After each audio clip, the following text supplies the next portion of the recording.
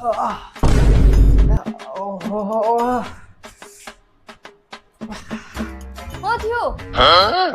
પણ હવે પડી ગયો રસ્તામાં. બહુ વાગ્યું તમને? દુખે છે? અરે બહુ તો નથી વાગ્યું પણ એટલું આ જોરથી ભટકાણું ને તો અંદરથી બહુ દુખે છે. ખબર નહીં હવે હું થયું ને ગોઠણમાં થોડુંક વાગ્યું છે. એવા તો કઈ રીતના તમે પડી ગયા? ખાડો હતો રસ્તામાં તો બાઇક લઈને જતો તો પડી ગયો અંદર. એમ તો કઈ રીતના બાઇક લઈને તમે ખાડામાં વયા ગયા? અરે ભાઈ કેટલું અહીંયા સુધીનું પાણી ભરેલું હતું, પગ સુધીનું. હું કરું પછી કઈ દેખાય તો ને. અને એ તો કે મારા નસીબ કે હું નાના ખાડામાં પડ્યો છે જ આગળ પડ્યો હોત ને તો અંદર ગટર હતી, ઉતરી જાત અંદર. તો પણ બીજા રસ્તેથી અવાય ને, ઈ જ રસ્તેથી આવવું જરૂરી હતું? અરે ભાઈ ગમે એ રસ્તેથી આવું આખો હું 50 કિલોમીટર ફરીને આવું ને તો બધા રસ્તે પાણી જ હતું ભાઈ. હવે આ રસ્તે થોડુંક ઓછું પાણી હતું.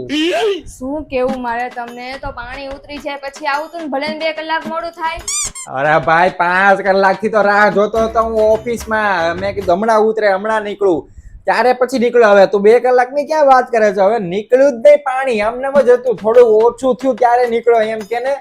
તમારી સાથે તો લપ કરવી જ બેકાર છે ને. આ એક વારનું નથી, દર વખતે જ્યારે વરસાદ પડે ને ત્યારે કાં તો તમારી ગાડી સ્લીપ થઈ જાય, કાં તમે ખાડામાં પડી જાઓ, કાં તો તમે આમનામ પડી જાઓ. બસ તમારું આને હોય જ છે.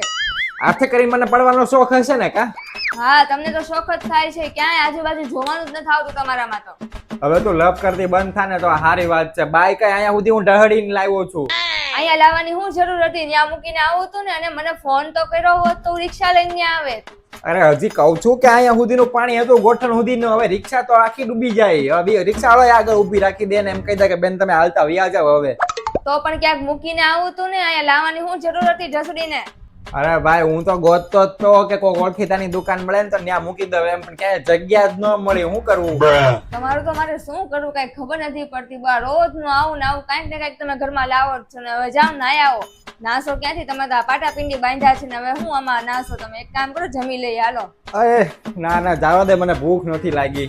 કેમ ભૂખ નથી લાગી? રસ્તામાં હું છે ને સેજ નાસ્તો કરીને આવ્યો. પડ્યા પછી નાસ્તો કર્યો કે પડ્યા પહેલા નાસ્તો કર્યો?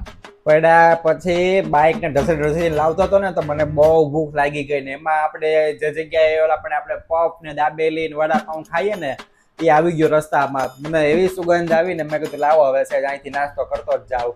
હવે ગુસ્સો કરીશ ને તો તમે એમ કહેશો કે ગુસ્સો કરે છે. આટલું બધું વાગ્યું છે, પડી ગયા છો, બાઇક ને ઢસડી લાવો તો તમે નાસ્તો કરવા ઉભા રહ્યા. કઈ શરમ જેવું છે કે નહીં?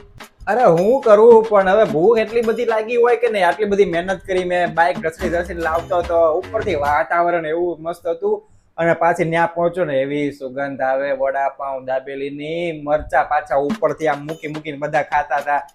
મેં કીધું લાવો ખાઈ લઉં. તમે હું હાથ આમ વાંકા રાખીને તમે વડાપાઉં ને એવું ખાતા હતા. કઈ શરમ આવે છે? અરે એમાં શું હોય, મેં સેજ આમ રાખ્યો હાથ, પછી આમ ડીશ આમ રાખી દીધી, પછી ડાબા હાથે સેજ આમ ખાવા માંડ્યો હતો. હાથ તો આમ જ રહેવાનો જ ને. હાથ ભલે ને ભાંગી જાય પણ વડાપાવ તો ખાઈને જ ઘરે જાય. ખબર ન પડે કે પેલા ઘરે પહોંચીએ આપણે? અરે ભાઈ હવે તું શાંતિ. અરે તું માથાકૂટ કરમાં ને ખોટી, તું અહીંથી જા એમ કર. હા તો પણ હુઈ જાવ ને. તમને તો કોઈ પહોંચવાનું નથી. ક્યાંક ને ક્યાંક પડવાનું હોય, ક્યાંક ફસાઈ ગયા હોય. ભાઈ ઈ જ ધંધો છે તમારો. હા તું તો પહેલાથી એવું જ બોલે છો. હાથ કરીને પડીને આવું કે કઈક વાગ્યું હોય ને તો એમ કે ભાઈ ઈ જ લાગના છે, ભલે પડે. કોઈ એવું ન વિચારતું હોય પણ તમને તો હાલતાય નથી આવડતું. હાલતા તમે પડી જાવ એવા છો. અરે હાલતા નથી પડ્યો ભાઈ, કહું તો છું કે બાઇક લઈને પડ્યો છું. તને ખાલી છે ને બોલતા જ આવડે છે. અહીંયા ઘરે આવું ને એટલે મને ખબર હતી કે જેવો ઘરે પોગીશ ને આ બધું તો દુઃખ છે, ઉપરથી તું માથું દુખવાડીશ.